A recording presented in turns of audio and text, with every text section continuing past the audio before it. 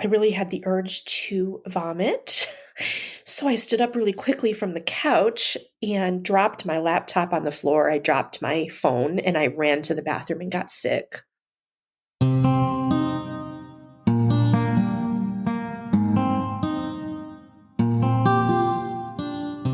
Hello, you are listening to NPE Stories. This is a podcast where NPEs can share their story. I am your host, Lily, and I found out I was an NPE through an ancestry DNA test that changed my life forever. NPE is a term that stands for Not Parent Expected or Non-Paternal Event. This means that one or more of our parents are not who we believe them to be. NPE Stories is a podcast where NPEs can share their story of what their original family was like, how they found out they were an NPE, and what their journey has been like since the day they found out. Welcome to episode 86. I recently sat in on a webinar by Right to Know. They are accessible through righttoknow.us or on the Right to Know Facebook page. And they had on an art therapist and an author to speak with all NPEs, LDAs, DCPs. And they just gave us a little bit more of a tool set that we could use for our healing. So I wanted to briefly talk about that. First, there was Erin Partridge. And Erin is an art therapist. And she took us through a little, an artistic process. She made it really easy for us. She said, grab a piece of scrap paper or a Post-it note, even the back of some junk mail, and something to draw with. And she just had us write down, or draw actually, what it is that we were feeling as an NPE. And it was just a couple minutes long, and it was really calming and relaxing. And then she had us hold up our pieces of artwork to each other. And it was just something kind of new and different. I know a lot of NPEs use art as a way to creatively process and go through healing, but it was newer for me. So I just thought I'd mention that, something that you could try if you yourself are experiencing a DNA surprise. And also, Dawn Davies came on this webinar, and she is an author. She was actually a guest on my podcast of episode 77, Dawn's story. She led us in a journaling practice, which was really out of my comfort zone. I am not a writer, but she just started with having us make a list. We didn't have to journal paragraphs upon paragraphs. We just started with making a list. And from there, she had us expand one paragraph on what non-NPEs don't understand about what we are going through. So she made it really simple, and a simple journaling practice that she said we could try at home. And I just thought I'd mention that. Again, just something I'm always exploring is new ways of healing. So if you would like further information, I will write down their names in the show notes. And please visit Right to Know on the Facebook page as well for more information on the webinars that they do every month. But today, I am speaking with an NPE, and we are going to listen to her story. Hi, Michele. Hi, Lily. How are you? I'm good. Thank you so much for being willing to share your story today. Thank you for having me. I was looking at your Instagram this morning. You seem really artistic, and it seems like your husband and your daughter are super crafty. Did I see an amazing sidewalk chalk drawing by your husband on there? Yeah, he blows my mind with that. He and my daughter go out there and just have a great time drawing. And he's definitely artistic when it comes to drawing. I'm not good at chalk drawings at all. I can do stick figures. That's about it. You are adorable. Your daughter appears to be healing from a thumb injury, and you have a different colored bandage that is wrapped up cutely and creatively every day. I love it. It's adorable. She calls it thumpkin. Yeah. So cute. You're a good mommy. Thank you. Okay, so oh, you have a podcast as well. Can you briefly talk about this at the beginning? I do, yeah. I'm much newer at it than you are. As a matter of fact, when I started the podcast and came up with the idea, I didn't know that you had a podcast. I didn't know there were any podcasts out there for NPEs, and I was, just trying to find a way to get my story out there to help other people and to maybe let other people share their stories as well. Um, and after I started that and recorded my story and put it out there, somebody actually reached out to me to tell me about your podcast. And I started immediately listening to every episode. Hmm. So my podcast is called The Secret in My DNA. It's in its infancy. So right now, my story is the one that is on there, and I'm currently in the interviewing and editing process for some other stories that will be up soon. And it is a process, isn't it? It To is. get those stories up there. Oh, this is wonderful. I'm enjoying it though. It's very therapeutic. I feel like I belong to an amazing community now of people who just get it, who understand what this is Right? all like. Right? I know. Doesn't it feel, I mean, we are considering the surprise, the shock, the trauma we have been through to have this little world, this community that we can relate with one another. It means the world. It feels like you're finally connected when another person gets it. Absolutely. Before when I first made my discovery in 2016, I didn't really have anywhere to reach out to. This wasn't as I guess mainstream as it is now, and or as common as it is now, and so I felt very, very alone, very alone. And even though I had some friends and some family, and of course my husband there to support me, who care very much about me, they just could never fully understand, what I was going through. And so for several years, I really went through all of it on my own. So it's been really nice over the last couple of years to finally find other people like myself who are living this as well. Yes. Oh, you poor thing. I'm sorry, but 2016 there that was definitely before so many of these more newer resources have come out for us Yeah, that must have been super challenging. it really was. It was very lonesome, very Oh. lonesome. Okay, so we're going to get your story. You know the format here. I am more of a listener. So, let's start at the beginning with you. I'm going to take some notes and tell me who was in your original family and anything you want to share about that dynamic and take it from there. Whew. I'm a crier. I'm just going to warn you now. I, I, I got it. Cry away. This I is the have space. tissues ready. I have it ready. Okay, my family growing up was at first it was just my mother and I, and um, her first husband, who I thought was my father. They were quite young, so my mother had me around the age of 18. I believe he was 19. So I really started out as an only child, but they divorced when I was very young, I think around the age of 2 or 3. And then he was out of the picture. Um, I guess there were a lot of court battles, and eventually he gave up and walked away. So he was not involved in raising me, no child support, no visitation, anything like that. So it was she and I until around the age of 7 um, is when she met who would become my stepfather. At that point, going back just slightly, as a young child, as a baby, really, my mother got involved in religion, um, an organization called Jehovah's Witnesses.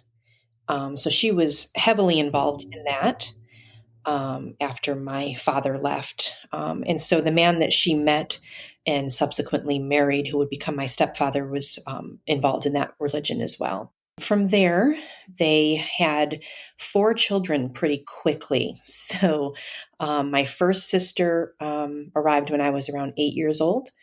Um, Not long after they got married, I believe she was a honeymoon conception. Hmm. And then from there, the next three were born within about a year to a year and a half of each other. So I had four siblings pretty quickly after that. We were all raised together. Um, and, my parents were pretty heavily involved in their religion. So we were, required to be a part of that as well. I would say it was a highly strained relationship between my mother and I. My mother seemed to really struggle with her mental health and was a very volatile person. She took a lot of that out on me, some of it out on my stepfather.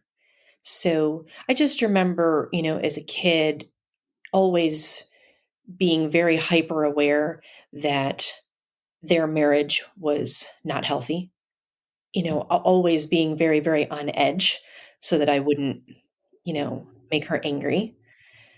And I had a probably way too much of an expected role in the caretaking of my siblings. Um, and so I think that also caused a lot of strain. So there was really, to be honest, there was really no childhood for me. I was an adult very young, very young.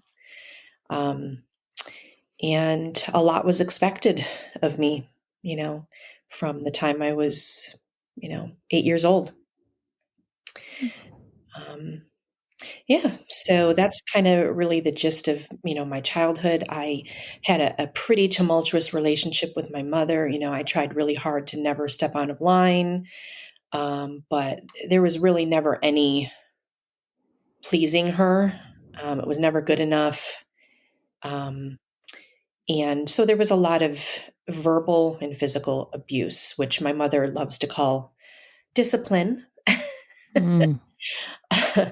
um, and so at the age of 16, I finally had had enough and I left, which was really hard to do because I, you know, very much had a bond with my siblings.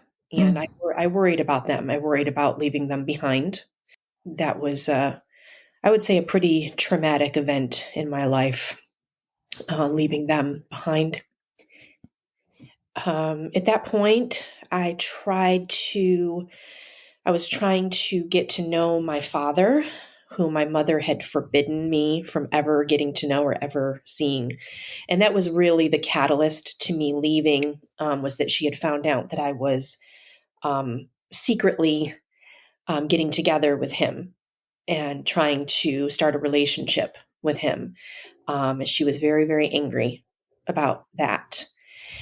And so basically, the day that um, I left when we had had an argument about it because she had found out after she hid a camera in the house while she was gone and captured a phone call that I had with him. Um, Oh, and wow. right, yeah, she was pretty sneaky. So she had hidden a video camera on top of the refrigerator. And I had a phone call, and I think it was with him. It may have been with my grandmother, his mother, but that's how she ended up finding out. And I was confronted about it, and an argument ensued. She basically said, "You are a good for nothing, sorry excuse for a daughter," and she ripped up my birth certificate. Oh. Yeah, and I left. I left. Oh. hmm So that was it, for me. For a while, I went no contact with her for a long time, years, and just went out on my own. I stayed with my grandparents, who were my father's parents, for a short time, and then I tried to live with my father and stepmother for a little while. But there was just never this ability to bond. He it just was, something wasn't right. It just didn't feel right. And, I think he had a hard time dealing with, all the emotions that I was going through. I was going through depression, trauma, which I didn't know until my adult life that it was trauma, you know. Mhm. And he eventually, after about a year, said, I don't think this is working out. And yeah, so then I had nowhere to go, so I reluctantly went back to my mother's. She, promised that she had changed and that she wanted me back and that everything was going to be wonderful, which, was kind of a honeymoon phase of sorts. After some time, it just wasn't going well. So I ended up moving out on my own, got my own place, and started my adult life, basically. Oh my gosh, you were so Yeah. young. Yeah. Yeah.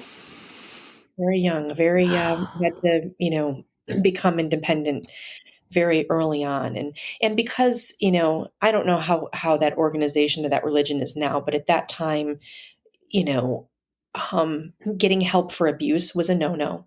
Getting authorities involved was a no-no. My mother,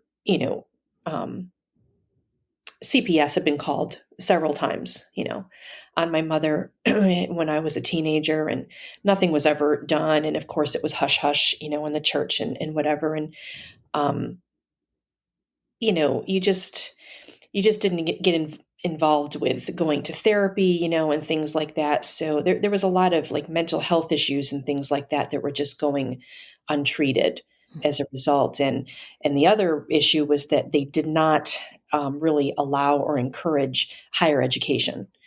So, I had to go out on my own without, just with a high school diploma. Have two or three jobs and just try to make ends meet, and take care of myself at a very young age. And, you know, got married young at 20 years old, divorced by 22. Hmm. And so it was it was definitely a trial and error type of life for me, for sure. Hmm. Oh, yeah. Oh, wow.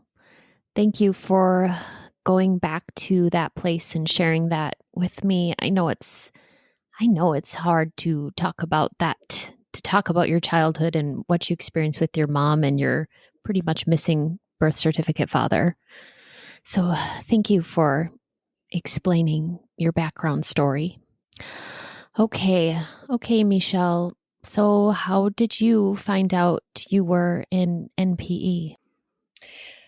So the way that I found out that I was an NPE was by total total chance. My husband and I were living in New York, which is where I'm from and where we met, and he had gotten a job offer down in Florida, and we had always wanted to live in Florida and get away from the harsh northeastern winters.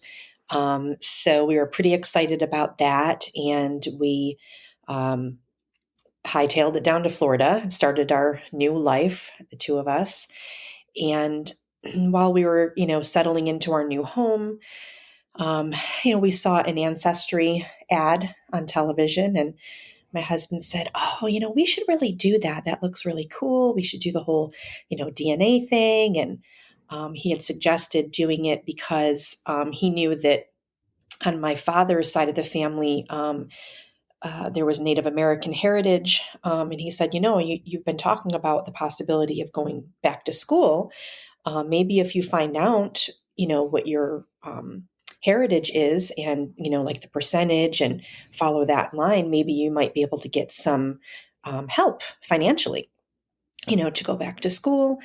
And I was like, oh, maybe, I'm just kind of tossing around the idea. It was nothing serious. And he said, we should do it. We should do it. And I said, well, why don't we, instead of getting the DNA test thing, because they're so expensive, I said, why don't we just join Ancestry and just start doing our family trees?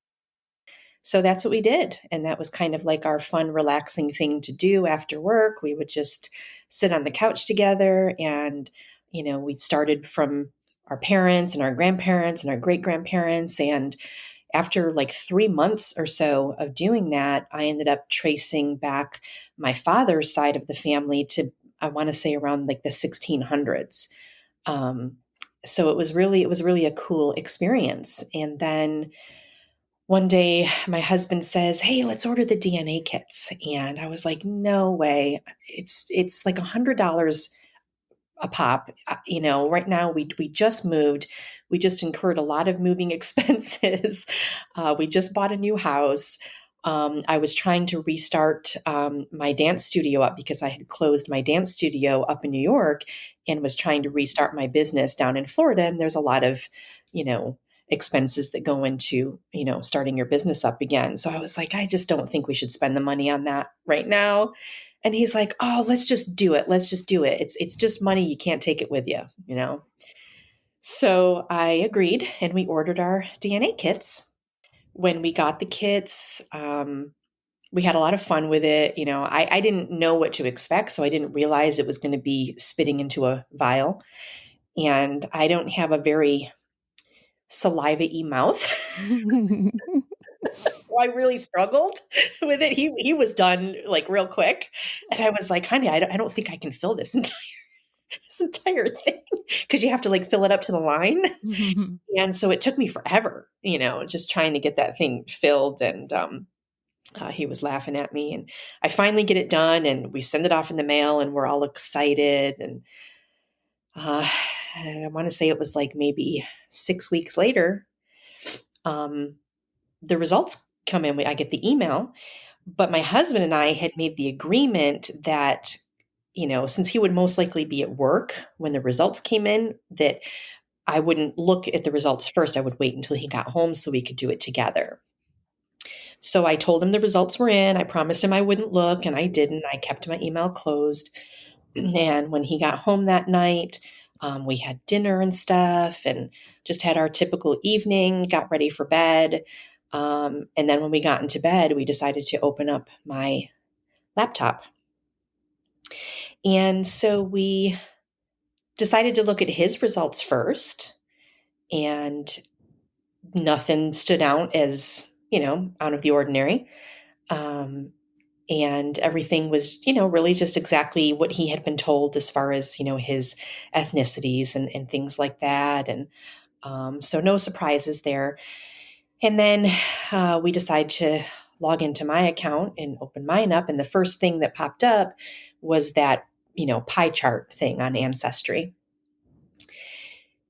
And we just kind of sat there real quiet because half of the pie chart was red, like a full half.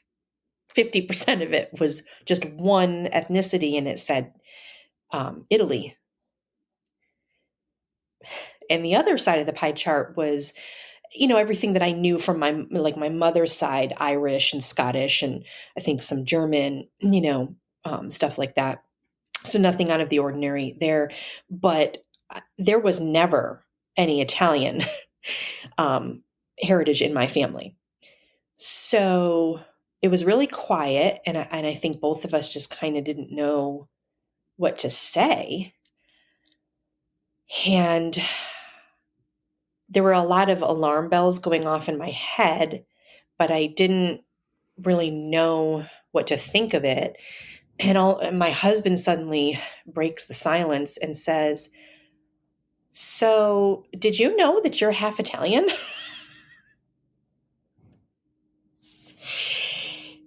And I said a bad word.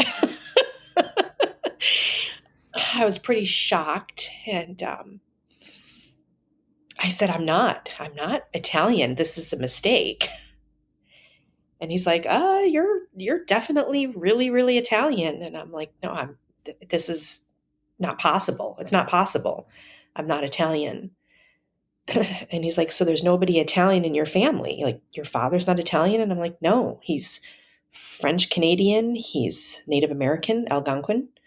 Um, Definitely not any Italian, you know." And I said, this has got to be a mistake. I started getting kind of mad at Ancestry. And I was like, this company calls themselves reputable. Like, this is ridiculous. Like, they obviously don't know what they're doing. They must have mixed up my DNA in the lab with somebody else. This is stupid. I can't believe we just wasted $200 on DNA testing. I was pretty mad, you know, and at that point, I was really putting all the blame on Ancestry. I think I was in like shock and denial. And I was just like, this is some kind of hodgepodge company. And my husband then says, now it's like 10:30 at night. Um, and I hadn't spoken to my mother in many, many years. I had gone no contact with my mother many years prior. As a matter of fact, I didn't even tell her or any of my immediate family that I was moving to Florida. They didn't even know. So at like 10:30 at night, my husband says, I think you need to call your mother. And I was like, I'm not calling her. I don't want to speak to my mother. And he's like, well, here's the thing.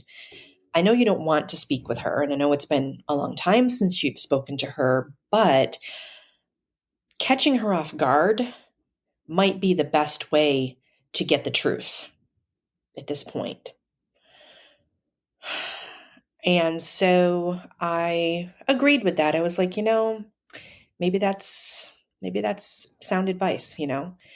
So I dialed her number, and I knew she probably wouldn't recognize the number because it was a Florida number. Um, and I figured she wasn't going to answer the phone, but she did, which I was pretty surprised about. And she was surprised to hear from me. And I just kind of started the conversation with, I just got my results back from a DNA test. Is there anything that you need to tell me?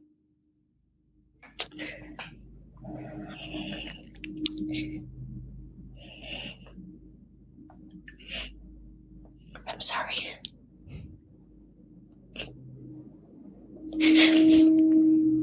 And she laughed. She laughed at me. And it was a really strange laugh. It was kind of like a very evil sort of laugh. And I asked her again, is there something you need to tell me? Why? I said, why is my DNA results telling me that I'm half Italian? And she laughed again and said, you're not Italian. Rick is your father. There can be no other, she said. And I said, well, Rick is not Italian, Mom. So obviously somebody else is my father. Do you want to tell me about anybody else that you were with around the time that I was conceived? And she got very angry. She was, really throughout the whole conversation, she was very, very defensive, very abusive. She kept insisting that nobody else could possibly be my father but Rick, that she didn't have sex with anyone else. And after I continued to beg her for the truth, she basically said, you have a black soul. And she hung up on me. And my husband then said to me, well, if if that's not the truth, as far as like her reaction, he said, I don't know what is, because the way that she reacted, like right from the get-go, right there tells you that she's lying to you. So we knew, at that point, and I think she was pretty shocked that that her secret came out. Michele, everything about that terrible reaction from your mother just makes my heart break for you. Yeah, it's unfortunate. It's unfortunate. And I'm not alone in that for sure. Mm-mm. Um, yeah, it's pretty unfortunate. Unbelievable. But yet it happens. It's It does. I'm finding it to be a very common reaction from hearing other NPE stories that their mothers are very untruthful and very, defensive and get very angry with them for finding out the truth, and will continue to deny, even in the face of DNA testing. mhm. Um, I have 3 DNA tests that to this day my mother and my siblings refuse to look at or acknowledge. So that night, um, we decide to call my father. When we moved down to Florida, we actually moved to the same area as my father and his third wife, my stepmother. And we decided to try to start a relationship with him again. And so we had only been down here a few months at that point. We had come to visit them a couple of Christmases prior to us moving down, and it went really well. So we were forming a relationship with them, and we had been spending a lot of time with them, and they knew about the whole, ancestry thing. And, of course, they weren't really expecting any surprises. So I reluctantly call him, and my stepmom, Stephanie, answers the phone. And I was really in shock at this point. I had just gotten off the phone with my mother, so I was shaking. I was pretty stirred up. And, we told her that my DNA results came in weird. Um, I think I could just tell that she knew what was happening at that point. She was putting two and two together. And she asked me, "Would you like to talk to Rick?" And I said, "No, I'm not ready." And she said, "Okay, I'll fill him in for you. And when you're ready, you can give him a call." So that was really kind of her. I really appreciated just kind of having that buffer. And so we decided to, just try to go to sleep. At that point, my husband had to be up really early for work the next day. So, you know how guys are in the face of pretty much anything they can sleep. Mhm. So he fell asleep pretty quickly. I laid there and stared at the ceiling pretty much the entire night. And that night I had my first panic attack. And, really, there was no sleep to be had. Um, and of course, the next day, he had to leave for work really early. It's a new job for him, brand new job. So he has to, be there super early. And I was by myself in a new house with no friends, no family. And, so many things had really been coursing through my brain all night. I was just trying to make sense of it. So, I would come up with things like, oh, this must have been,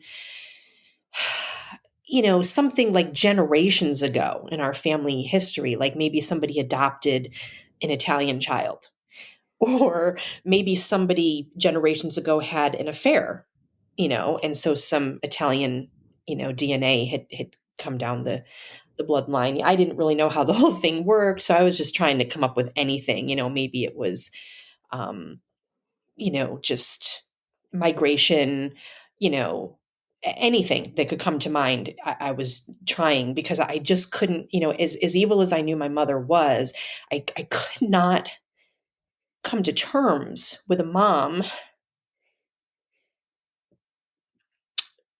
doing that to her kid, like lying like that and keeping something like that a secret for so long. And then when being confronted, still, denying it. I could not um, fathom it, So I was trying to come up with any excuse that I could in my mind for why my DNA was showing Italian heritage. And so I decided to sit down on the couch and open my laptop and re-log in to Ancestry. And so I did. And that was when I started to notice that there were DNA matches starting to show up, which there hadn't been the night before. And so I'm seeing these DNA matches come up that are first cousins, but I don't recognize the name. And I know all my first cousins. so I'm like, well, how could I have first cousins that I don't know about? And there were these two people that popped up as really strong matches, first cousin matches, with the last name Primerano. So a pretty strong Italian name.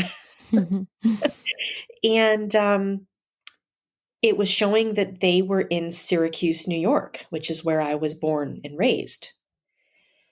So now my heart is like beating through my chest because now I'm like, okay, well, I guess Ancestry didn't mess up because these people are in Syracuse. Like that's where I'm born and raised, So that would be a huge, huge coincidence that they messed me up with somebody else from Syracuse, New York.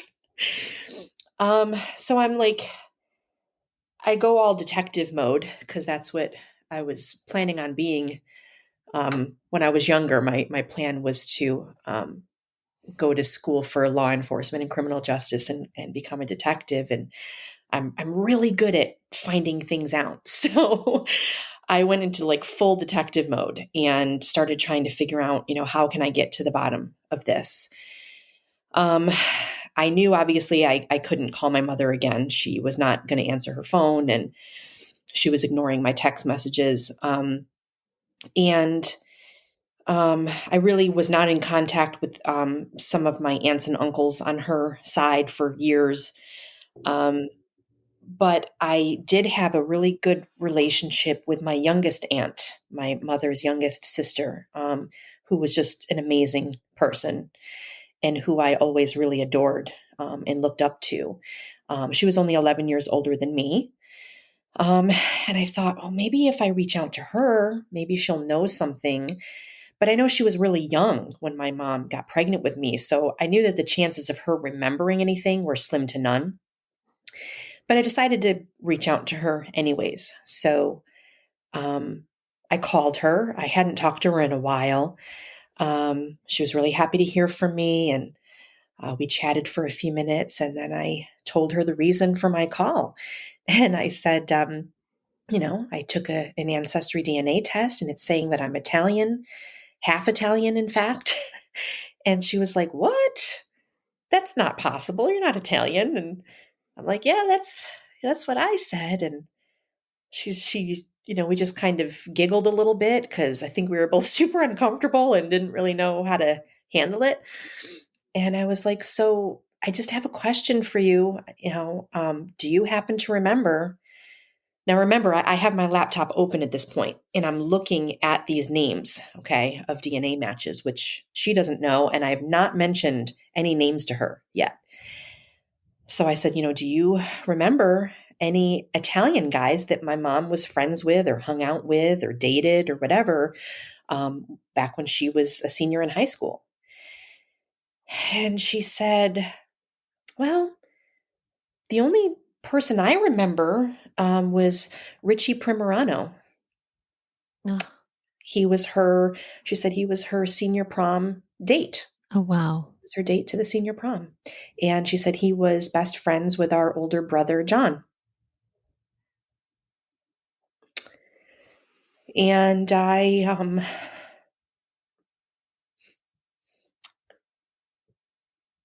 really had the urge to vomit. So I stood up really quickly from the couch and dropped my laptop on the floor. I dropped my phone and I ran to the bathroom and got sick. And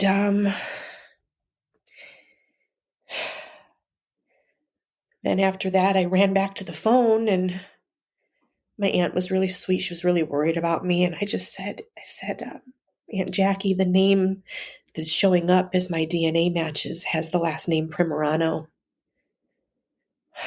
And she just like audibly gasped. And then I'll never forget the next thing that she said.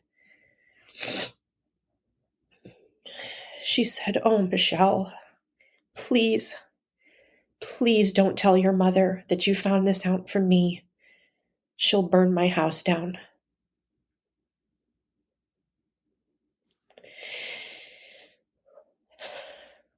So I swore to her that I would never divulge who told me. I said to her, I said, obviously she's going to find out that, I found out somehow, and that, possibly somebody in the family told me, but I will never, ever mention your name. I won't do it. And I don't remember at that point if I had ended the conversation with her or if she was still on the phone, but I text messaged my mother and I said, "Why is my DNA linking me to a family in Syracuse, New York with the last name Primorano?" And that's all I said. I didn't mention any specific name. I just said, "with the last name Primorano." And her text message reply back was, "Richie Primorano is not your father." And I knew again that I had caught her. Because I hadn't mentioned Richie's name. And from there, it was basically a barrage of very angry texts between the two of us, back and forth. And then she, my mother is a narcissist, very sociopathic, and I feel probably has like borderline personality disorder. And so all of that goes untreated. And so it's pretty difficult to communicate, with her effectively. And she's very, very good at, manipulating people. And so she very quickly went into doing damage control. And before I could even reach out to my 4 siblings or anyone else in the family, she turned them against me. And 2 of my siblings just never even contacted me ever again. And 2 of them began to, basically harass me and abuse me via text message and emails for several weeks until I finally went no contact with them. And I urged them to please, look at the DNA test, and they just would not do that. So unfortunately, when all this happened, back in 2016, I had to go no contact with my mother and my 4 siblings. And there's been no, real communication since then. The next step at that point was, let's try to figure out like who this family is. But I was really scared, like a lot of NPEs will say that when you do, if you do, because not everybody is lucky enough to actually find their biological family, right? So I got pretty lucky in that. And then it was literally the very next day that I figured out who this family was. Thanks to my aunt, it would have taken a while to do that. A lot of NPEs, say that it's very scary to reach out to the biological family because, there's that fear of rejection. There's that fear of denial. You don't really know what the situation was. What if the person that your mother was with had been having an affair, and you don't want to destroy or damage a marriage or a family, so, I had a lot of those things really going through my mind. What I had done was I had sent an email through Ancestry, a message through Ancestry to the two people that were showing up as first cousins with the last name Primerano, but I wasn't hearing anything back, and weeks had gone by. So I just figured, oh, they probably just really are never on there. So I decided instead to reach out to a man who had been a police officer in Syracuse, New York, who was retired now. And he knew my grandparents very well. He was also Italian. Um, and he knew me when I was a baby, when I was a little girl. So I reached out to him to ask if he would kind of be a liaison of sorts and maybe reach out to the family for me. But what ended up happening was the day that I spoke to him on the phone and he agreed to do this for me, I got an email on Ancestry from the person who I was matching DNA with. And it turns out he's my cousin. It turns out that his father was my biological father's uncle. So my grandfather's brother on my biological side. Mm. So my birth father's uncle. So he reached out to me and I had explained to him in the email that this Richie person was my mother's prom date. I was born 9 months later. I'm shocked to find this all out, but I think that I may be Richie Primerano's daughter. And he said, I think that you're absolutely right. He said, you. So going back slightly here, I forgot to mention kind of a key point to this story. Let's go back to the text message to my mother where she says, Richie Primerano is not your father. Her next text message to me at that point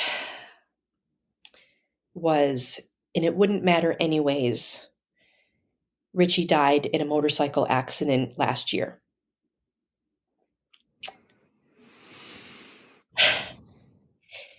So, I think I may have subconsciously skipped over that earlier in the story because it's really brutal. Mm-hmm. So that's how I found out that he was no longer alive. And so what I did was, while this text messaging was going on, I Google searched Richie Primerano obituary, and a photo popped up with his obituary. And it was like I was looking at myself. I knew immediately. I knew immediately that he was my father. So when I reached out on Ancestry to my cousin and told him, that Richie was my mom's prom date, he said, well, your grandmother is alive. You have a grandmother, and you have uncles. Richie's brothers are still alive. He said this is probably going to be very shocking for them, because none of them had children. You would be the only one, and also because they are still mourning Richie's death, because it had only happened about 8 or 9 months prior to this. Wow. So he said, let me reach out to them. He said, is it okay, if I give them your contact information? And I said, yes, even though I was more scared than I had ever been in my entire life.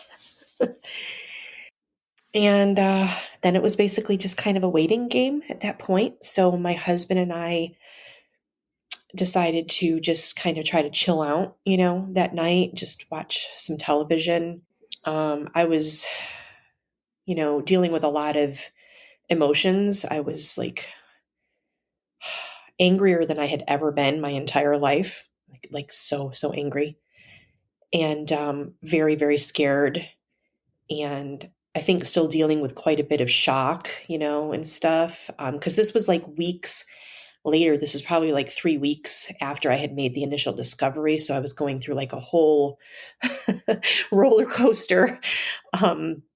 every day was a challenge, at that point. So that night, after my cousin had reached out, we just decided to, let's just try to like not think about it tonight and just chill. Um, and so we're watching television, and all of a sudden, my phone alerts me to a text message, and I just like casually look over at it, and it looked like it was from a number that I didn't recognize. So I read the message, and it says, "Michele, I just found out about you. This is your Uncle Vinny, Richie's brother. Uh, he said, I would really love to talk to you when you're ready. So please call me, whenever you'd like." And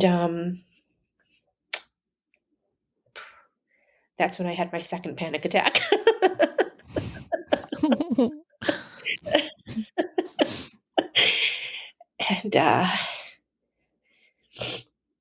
And, he had said, call me as late as you'd like. He said, I'm always up late.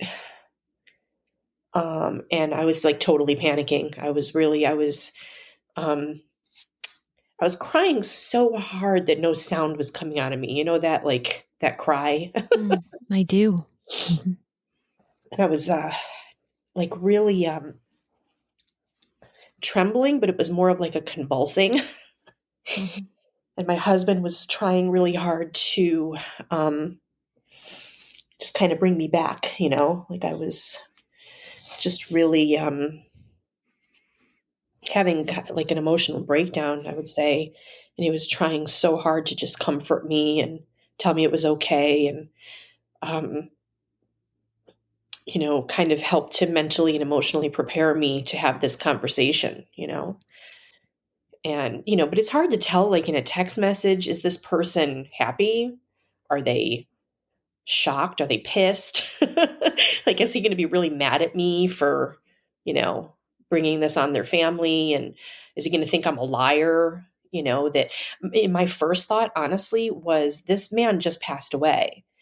Are they going to think that I'm trying to stake some claim, or something? Like, here I am, I'm his child, I'm entitled to stuff, or something, you know, and I wouldn't have blamed them, for thinking that. So, so I had all these things going through my head, like, oh, they're going to think that I'm just some opportunist, And so my husband manages to get me calmed down enough, and I make the phone call. And he had me on speakerphone with himself and his wife. Um, and they were crying. They were crying. I was crying. My husband was crying. It was basically like the first 5 minutes, none of us could really speak because we were just crying. He said to me, "You're the only one. None of us had children. So there's no children. There's no grandchildren. There were 3 boys. It was my biological father, or my birth father, and his 2 brothers. He said, your grandmother's still alive, and she's always wanted a granddaughter." Mhm. And he said, I did tell her. She's in shock. So he said what we'd like to do. So we had a nice conversation, and he was very accepting and very happy. And he said, what we'd like to do is, schedule a video call for the next day so that I could meet her on video. And so we did. We set up that call for the next day. And, of course, I didn't sleep again. And the next day I met at the time she would have been, I think, 80. I met my 80-year-old grandmother for the first time on a video call. And that was probably the most surreal thing I've ever experienced. we were so happy, but at the same time felt so absolutely robbed.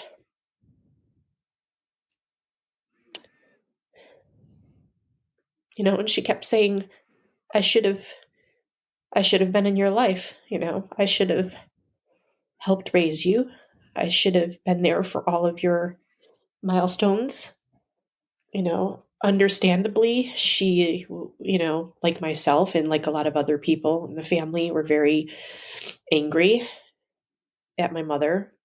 With a discovery like this comes a lot of, or can come a lot of joy and happiness, and a sense of finally belonging and validation and all of that. But at the same time, there is like so much bitterness and anger that goes along with it as well.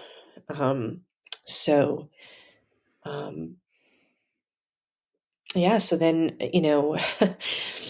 they, the news trickles through this huge Italian family of, aunts and uncles and other, cousins and stuff like that, throughout the family. And I start, getting a barrage of, contact on like Facebook and stuff like that, because I had written my story. I had written a few chapters of my story and I had put it out on Facebook. So that story went around and they started contacting me, all these family members, hundreds of people were contacting me. So I was pretty overwhelmed. It was overwhelming. Um, and then they ended up planning a reunion. They asked me to fly up there. They all wanted to meet me and they planned a family reunion just to meet me. Um, and, I was keeping it a secret that I was pregnant so that I could surprise them, so I could surprise my grandmother at the reunion. And that's when we announced our pregnancy to her and to the family, that she was going to have a great granddaughter. So it was a very um, it was really, really amazing and really, really overwhelming. And it was I was really sick because I was pregnant and I was having a lot of pregnancy stuff going on. So, so I was dealing with a lot of morning sickness that decided to basically stick with me through my entire pregnancy. Mm. So on top of being like super overwhelmed emotionally, with meeting all these new family members, I was also like nauseous 24/7 and couldn't really eat and couldn't hold anything down. um, so it was interesting. That's that's kind of how it Mhm. all Mhm. went down. I think I've shed tears for you about 3 times throughout this story. Mm. Michele, thank you for being so vulnerable with every aspect of your story. My heart just goes out to you on so many levels. I really identified so much with what you were sharing today, and you really put it into you really explained it so well, all the different emotions you were feeling throughout the process, throughout your journey. It, right? When you talk to another Mhm. NPE, it's so nice to feel like you are talking to somebody who really understands, but at the same time, it's like reliving your own trauma too, you know? Mhm. Oh, and I know people that are listening right now are feeling that exact same way. Your mother's response, the estrangement from your siblings, connecting with, finding out your birth father is dead. I mean, there's just so many sad parts of this story that we could honestly do a whole season on just picking those parts apart, Yeah. and going through what those feelings are like at in depth, way Yeah. more in depth. I will say that I feel very grateful that when I did go there to meet everyone, um, my uncle was kind enough to take me to my father's gravesite, um, which was like really, really hard, but at the same time, really therapeutic. So I got to kind of, in a way of my own, talk to him, and tell him that I exist, because he never knew. He never, ever knew. He never even knew my mother was pregnant. Oh, Right. So he had no idea. He went to his grave never, ever knowing that he had a child. Um, and that's really a hard thing to swallow, you know. that is so sad. So you have a grandmother. I did. Did Unfortunately, I only got to meet her in person once, but we did do a lot of video calls. Mm, She ended up passing away last year in 2020. mm. Um, and when she got really sick, I really wanted to go and visit her and at least be able to say goodbye. But the pandemic, it was like right in the early stages of the pandemic, Oh, and you couldn't travel. You no. know? And she was in the hospital, and they weren't going to let me in anyways. And so that was, you know, hard. It just kind of stunk that I couldn't be there with her and at least say goodbye. We had a couple of phone conversations, but she was on medication, so it was really hard for her to communicate. But the nice thing is that before she got really ill, for the first few years of my daughter's life, she got to have video calls and phone calls with my daughter. And she just loved her to death. And I would send her photos. I had gotten her one of those digital frames, Mhm. where you can send photos basically directly to the frame. And I would every day I would send her photos of us and of my daughter, Oh. and she really, really loved that. Um, Oh, I'm sure she loved it. Your daughter's just about the most cutest little thing I've ever seen. Thank you so much. We think so too. Oh, I wrote down so many notes here, and I will I will end the I will wrap up the podcast now, and I'll go over this stuff off the line with you. But one of the notes I wrote down was, I'm so glad you have a podcast. I really, just listening to you, I was like, oh, she explains things so well. I have to tell her this. I honestly had a visceral response to so much that you were speaking about today, your panic attack, your emotions, all of that. But at this time, again, remind us of your podcast, and if people want to get in touch with you, Michele, how could they do that? so my podcast is called The Secret in My DNA.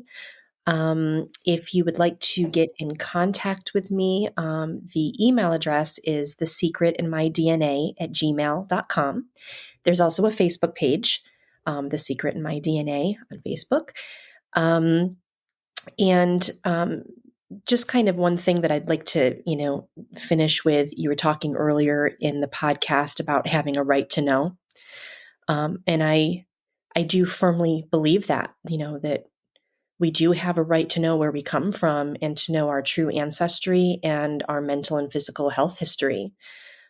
If anybody's listening who's a parent who's not been honest with your child about their true parentage, I strongly urge you to share the truth with them, because withholding this information for any reason will drastically damage your relationship and possibly your child's mental health down the road. So, if you're not sure the best way to reveal the truth to your child, there are qualified therapists that can help you communicate in a healthy way. And just remember that, our lives are enriched by having parents who are honest with us. Honesty saves a great deal of pain in the future, and it fosters an environment of trust and genuine intimacy between parents and children. The trauma of discovering a non paternal event later in life is something that no one asks for or deserves. And while sometimes it's said that the truth can be a double edged sword, it is far more harmful and damaging to withhold it from the people that we love. Well said. Goosebumps. I'm so glad you brought that up. Someone out there needed to hear that. Thanks. Thank you. Thank you so much from the bottom of my heart, Michele, for coming on today and being so vulnerable and sharing your story. Thank you so much for having me, Lily. This was a great experience.